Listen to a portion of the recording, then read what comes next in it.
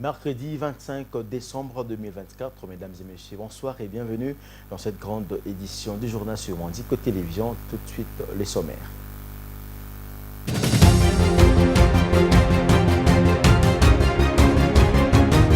Lors de son meeting à Kananga, chef-lieu de la province du Kasaï central où il séjourne depuis le mardi 24 décembre, Félix Tshisekedi est revenu sur la question relative à la révision ou au changement de la constitution. Pour Félix Tshisekedi, la dernière décision revient au peuple congolais qui devra statuer sur l'avenir à réserver à l'actuelle loi fondamentale, à savoir la constitution. Fridolin Ambongo, archevêque de Kinshasa, a appelé les autorités lors de son message de Noël le mardi 24 décembre à Kinshasa à une mobilisation pour la paix et mettre fin à la misère des Congolais dans un pays qu'il qualifie d'enfer et dans une situation où on enregistre une diminution notable de cas. Mesdames et messieurs, bonsoir et bienvenue si vous nous rejoignez. Révision au changement de la Constitution. Cette question continue de diviser la classe sociopolitique congolaise. À Kananga, Félix Tshisekedi a affirmé que ces derniers mots reviennent à la population. Il a également profité de l'occasion pour confirmer la mise en place de la commission multidisciplinaire en 2025. Suivez. À Kananga, chef-lieu de la province du Kasaï central où il séjourne depuis ce mardi 24 décembre 2024, Félix Tshisekedi est revenu sur la question relative à la révision ou au changement de la constitution. Pour Félix Tshisekedi, la dernière décision revient au peuple congolais qui devra statuer sur l'avenir à réserver à l'actuelle loi fondamentale, à savoir la constitution. L'affaire relative de la constitution vous concerne en tant que peuple congolais, en tant que souverain primaire. Que personne ne vienne vous mentir pour vous interdire de réfléchir sur la Constitution pour savoir si les textes qui nous régissent sont bons ou mauvais, pour voir s'il faut les changer ou pas. Nous sommes à votre service. Ce que vous allez dire, c'est ce que nous allons faire. Si vous voulez qu'on change la Constitution, nous allons la changer. Il n'y a personne qui viendra nous interdire parce que c'est grâce à vous que nous sommes là où nous sommes. Lorsque vous voyez que ça ne cadre plus et qu'il faut améliorer les textes, nous allons le faire selon votre désir, a indiqué Félix Tshisekedi lors de son meeting.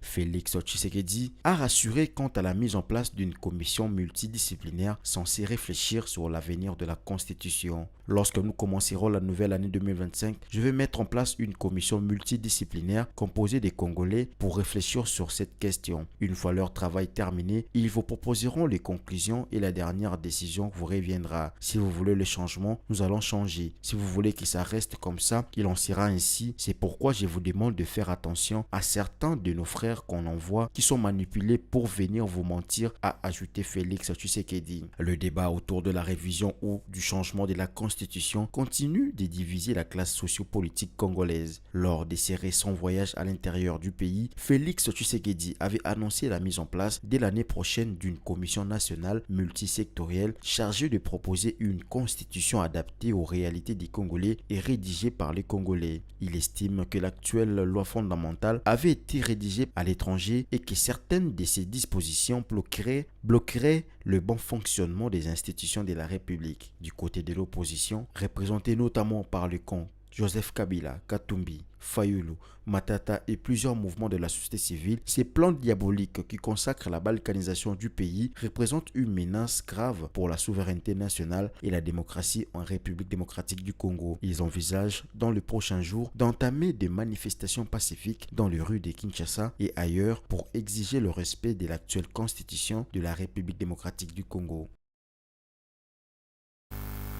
À la une également, des mains de la ministre de la Culture, Arts et Patrimoine, la première ministre Judith Suminwa-Tuluka a reçu le mardi 24 décembre en son cabinet de travail le portrait officiel du président de la République, Félix Tshisekedi Tshilombo. Un nouveau portrait pour un nouveau quinquennat. Suivez. 6 jours après l'avoir remis au chef de l'État, la ministre de la Culture s'est empressée de remettre cette œuvre à la chef du gouvernement. L'objet de ma venue à la primature était celle de déposer le portrait officiel du président de la République, chef de l'État, et aussi, et bien évidemment, de présenter mes vœux de Noël et de Nouvel An à mon autorité. Elle est la chef du gouvernement, il est normal que ce soit la première après le chef de l'État à recevoir le portrait. Et je lui ai d'ailleurs demandé si elle pourrait en faire cadeau à tout le gouvernement, ce qu'elle a accepté. Une joyeuse fête de Noël, mais également une belle année 2025 avec tous mes vœux les meilleurs de succès. Je voulais aussi et surtout la remercier pour son leadership qui nous guide et qui, moi, m'aide beaucoup dans mon travail. Pour elle, c'est une œuvre qui a été conçue en respectant le critère visuel et artistique suivant les dispositions de l'arrêté ministériel portant institution du portrait officiel du président de la République. D'ores et déjà, c'est ce portrait présidentiel qui sera affiché entre autres dans tous les bureaux des institutions de la République, de l'administration et des missions diplomatiques. Plusieurs autres sujets liés à la culture ont été également fait l'objet de discussions entre la première ministre et la ministre de la Culture, renforçant ainsi l'engagement du gouvernement souminois à promouvoir le patrimoine culturel national. La culture est un vecteur de fierté, d'appartenance et d'unité nationale où la RDC entend défendre et faire rayonner ses multiples richesses patrimoniales. Le gouvernement souminois place la culture au cœur de ses actions, privilégiant l'accès et la promotion de la culture et des arts congolais dans toutes leurs dimensions, la mise en valeur de l'immense patrimoine culturel, mais aussi l'opérationnalisation du fonds de promotion culturelle. Rappelons que la RDC a inauguré le centre culturel et artistique pour le pays d'Afrique centrale le samedi 14 décembre dernier par le président de la République en présence de la première ministre et de plusieurs personnalités politiques et artistiques. Changeons de chapitre pour parler santé à présent. Baisse encourageante de cas Mpox au Sud Kivu dans l'est de la République démocratique du Congo. Les zones de santé de Kamituga et Mwenga, reconnues comme épicentre de la variole des singes en RDC depuis septembre 2023, enregistrent une diminution notable de cas. Les autorités sanitaires locales saluent cette tendance encourageante, apportant un espoir renouvelé aux populations touchées. Le détail dans cet élément. Au Sud Kivu, la lutte contre la maladie à Mpox commence à porter ses fruits. Dans les zones de santé de Kamituga et de Mwenga, les centres de traitement se vident progressivement. À Kamituga, épicentre de l'épidémie, le médecin-chef des zones, Léandre Mambo, attribue cette amélioration aux efforts conjoints des partenaires du gouvernement, à une prise en charge gratuite et efficace, ainsi qu'à la sensibilisation menée par les relais communautaires dans les différentes aires de santé. A tendance à baisser parce que depuis le début de l'épidémie d'Mpox à Kamituga, dans la zone de santé de Kamituga, depuis le mois de septembre 2023 jusqu'à aujourd'hui, nous avons déjà enregistré 1246 cas suspects de Mpox. Dans ces 1246 cas suspects, 1081 cas ont été confirmés au laboratoire, et donc positif, soit 86,7%. 1050 cas sont sortis du centre de traitement. Les guéris sont estimés à 1041, soit 99%, et 9 cas décédés, soit 1%. Et donc, actuellement, au centre de traitement, nous avons 31 malades sous traitement. Et donc, l'incidence a tendance à baisser actuellement. Le médecin s'est réjoui également que sa zone de santé soit épargnée par d'autres épidémies majeures comme le choléra et la rougeole. À Mwenga, situé à environ 45 km de Kamituga, la situation est tout aussi encourageante. Le docteur Darok Mukobelwa, médecin directeur de l'hôpital général de référence, note également une nette amélioration. Il rappelle qu'au début de l'épidémie, des cas graves étaient enregistrés, mais grâce à la mobilisation des moyens et des efforts tant du gouvernement que des partenaires, la situation est désormais maîtrisée. L'état actuel, d'abord, les malades sont internés. Ils ont trouvé un site, donc leur localisation, l'isolement où ils sont internés, grâce aux efforts, comme on avait dit, de l'OMS. Maintenant, là, l'épidémie, on ne dépasse pas encore 10 cas. C'est 3, 4, 5, 6 cas qu'on a en hospitalisation et ce ne sont pas encore des cas graves. Donc, ce sont les cas qui sont rapidement diagnostiqués, on les amène, on les traite et puis ils s'en sortent guéris. Kamituga, ville minière nichée sur les pentes occidentales de montagne de Mitumba, retrouve peu à peu un semblant de sérénité. Mais la prudence reste de mise, car même si l'épidémie ralentit, le combat n'est pas encore terminé. Malgré les progrès réalisés, Kamituga et Mwenga restent sur leur garde face à la menace persistante des épidémies. Les autorités sanitaires appellent à la vigilance pour éviter une résurgence de la maladie.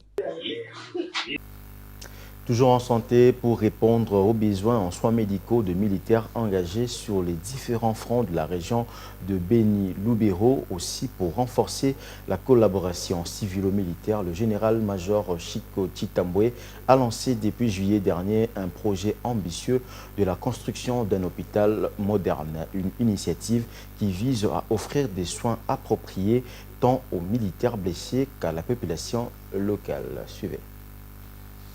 Le camp général-major Chico Chitambwe, situé à 10 km au sud-ouest de la ville de Béni, sera bientôt doté d'un hôpital moderne. Sur les chantiers de l'hôpital général de référence général Chico Chitambwe, les travaux avancent à grands pas. Constitué des 4 bâtiments construits en languettes de bois rouge, cette structure médicale moderne proposera dès son inauguration 65 lits pour des soins en temps normal. Parmi les services prévus, un département d'imagerie avec radiologie numérique, une échographie moderne, la dentisterie, ainsi que 2 blocs opératoires et une salle de surveillance. Ces équipements modernes devraient répondre aux besoins sanitaires de la population locale et de l'armée. Nous avons une vocation premièrement d'abord chirurgicale, puisque l'hôpital a été créé dans le contexte de guerre.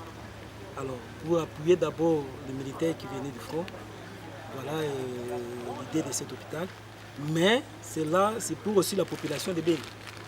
Puisque nous sommes dans un milieu où nous pouvons compter plus de 300 000 habitants. Et à moins de 5 km de nous, ici, il n'y a pas l'hôpital.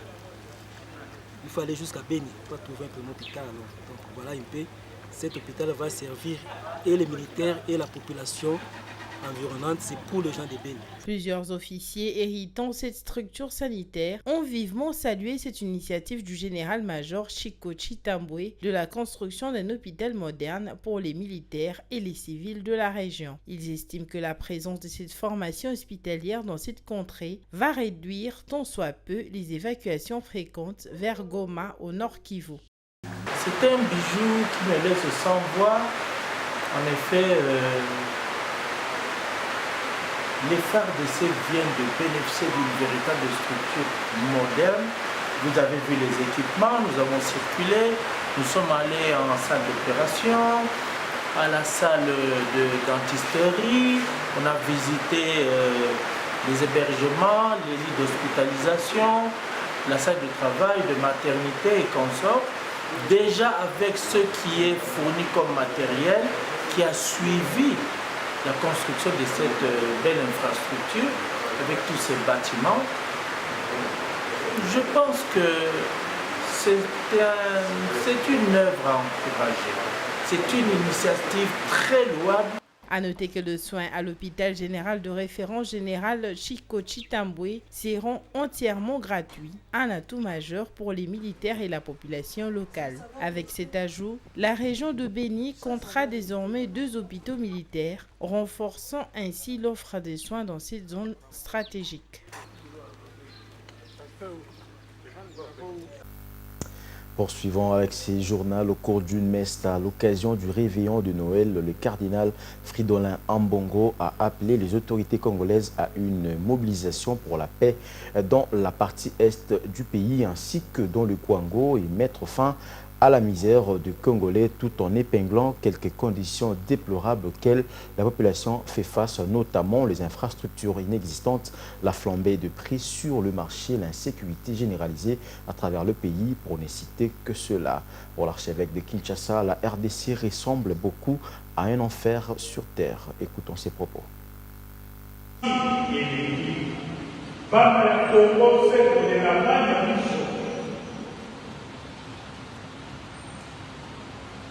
Comptable na Kinshasa ekomi malosi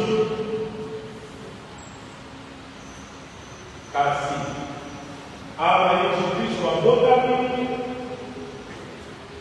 elingi koloba nzambe apesani biso te soko tozali bato bamoyami bomoi bwa biso bosengeli bobongwana makambo na biso basengeli mabongwana nzambe yesu kristu abotami po mitema na biso tosambelaki mpenza oyo bandeko na biso bazali komoko awa na kinshasa mabota mayike mazali na mpasi mpona kolia mpona kozwa mai na kosalela lotiliki to lokalisation te l'électricité wana koloba te pasi teleki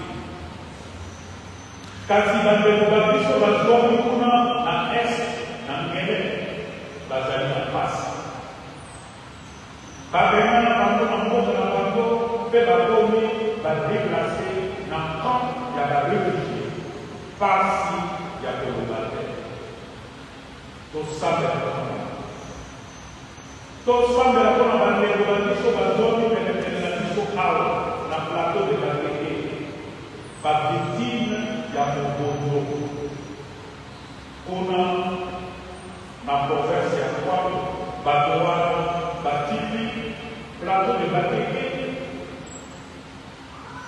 na province ya manidobe lelo bakomi na province ya kwalo na diocese ya bokokaba mpe bisika bazali koleka seko nombre bato kobokolo bato biloko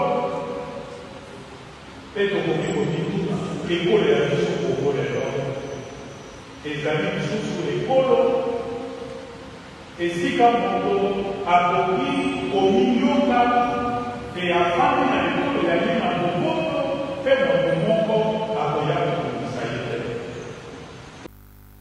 C'était là le message du cardinal Fridolin Ambongo à l'occasion de la célébration de Noël. Toujours en ce qui concerne la célébration de Noël en la paroisse également, Assomption de Marie située dans la commune de Selimbao. Les fidèles de cette paroisse n'ont pas dérogé à la règle. L'officiant du jour a tiré son homélie dans les livres de Luc chapitre 2 versets 1 à 14. Il était question pour ces derniers d'expliquer le bien fondé de cette célébration. Un reportage de Vitem Panzou.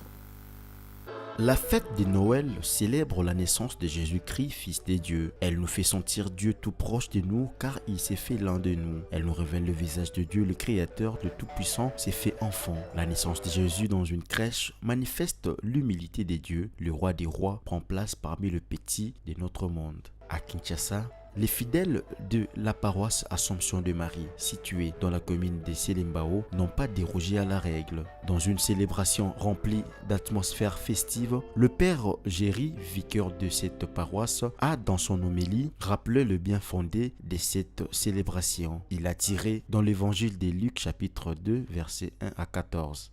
Tango ekoki Maria aboti mwana wa ye. Apesi kombo te Yesu lokola te Nzambe Nzambe mobikisi to Nzambe akobikisa. Nous remercions beaucoup l'Éternel parce qu'il nous a protégés pendant un grand moment et aujourd'hui nous sommes le jour de la nativité. Et dans l'ensemble de la messe a été bien. Je remercie en tout cas la chorale parce que la chorale nous a aidés à bien passer la messe. Je remercie aussi les chrétiens qui ont participé à la messe. Je remercie également le prêtre, la personne qui a célébré la messe et il nous a enseigné et ces enseignements ont été très bien. Nous rendons grâce à Dieu, merci. Dans la nuit de Noël, on célèbre le passage de ténèbres à la lumière, annonce la naissance d'un enfant qui fera s'élever une grande lumière sur le peuple. En plus de la messe de la veille, la liturgie comporte 3 messes de Noël qui nous proposent une diversité d'éclairages spirituels pour vivre le mystère de la nativité. Et pour terminer, l'avenue Lumumba dans la ville de Boma, deuxième ville de la province du Congo central à l'ouest de la RDC, dans un état de délabrement très avancé. Les usagers de cette avenue ont du mal à l'emprunter à cause des nids de poules qui se sont formés. La dégradation de cette route inquiète la mairie de la ville qui a effectué une descente sur place le mardi 24 décembre 2024. Dans cette visite d'inspection, il était accompagné de la brigade provinciale de l'Office de voirie et drainage OVD pour envisager les travaux de réhabilitation dans les tout prochains jours. Images et commentaires. Après un constat amer sur les difficultés qu'éprouvent les usagers de l'avenue Lumumba, le maire de la ville de Boma, Senghor Mbutouyibi Kwakula, est descendu sur terrain le lundi 23 décembre 2024 pour palper du doigt l'état de délabrement très avancé de cette avenue. La brigade provinciale de l'OVD est chargée d'effectuer les travaux de réhabilitation de cette grande artère de Boma. Ces travaux consisteront à couvrir du béton armé les nids de poules ayant élu domicile sur les artères de cette ville portuaire. Les travaux vont commencer par l'élimination le plus grand flaque d'eau qui stagne devant le centre hospitalier La Grâce et une formation médicale de la place. C'est le maire pour qu'on trouve une solution pour bétonner cet endroit. Et alors, vous constaterez avec moi que pratiquement nous avons les linéaires de plus de 100 mètres déjà abîmés, mais nous voulons d'abord résoudre la primauté, en fait, le trou qui dérange. Et puis nous allons y revenir avec M. le maire pour trouver les solutions petit à petit. Le chef de brigade de l'OVD a en outre exhorté les usagers de ces tronçons routiers au respect des consignes et à la protection des infrastructures déjà acquises. À la population d'utiliser la route en bon père de famille. La route coûte énormément cher. C'est cher parce qu'il faut respecter des normes. Et donc, les gens qui amènent les mabendés en moto, en principe, ce n'est pas de la logique, ou sinon ce n'est pas autorisé. Parce que la destruction de la chaussée, c'est de l'eau. L'ennemi de la chaussée, c'est l'eau. Il suffit qu'il y ait seulement un petit trou et que l'eau puisse filtrer, vous allez voir que le trou va grandir. Et vous constaterez avec moi que ici nous n'avons pas fait un mois et voilà comment le trou a pris une certaine ampleur. Ces travaux sont une continuité de plusieurs autres initiés par la mairie de Boma pour rendre plus fluide la circulation dans cette deuxième ville de la province du Congo central. C'est la fin de ce journal, je vous en rappelle tout de suite les principaux titres.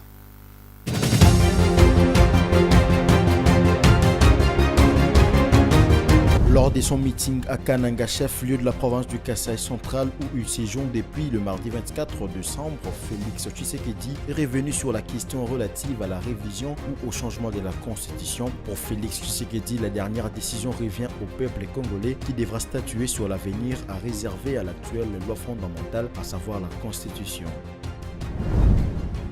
Fridolin Ambongo, archevêque de Kinshasa, a appelé les autorités lors de son message de Noël le mardi 24 décembre à Kinshasa à une mobilisation pour la paix et mettre fin à la misère des Congolais dans un pays qu'il qualifie d'enfer et dans une situation désastreuse. Il s'observe depuis un certain temps une baisse encourageante de cas de Mpox Sud Kivu dans l'est de la République démocratique du Congo. Les zones de santé de Kamituga et Mwenga, reconnues comme épicentre de la variole des singes en RDC depuis septembre 2023, enregistrent une diminution notable de cas.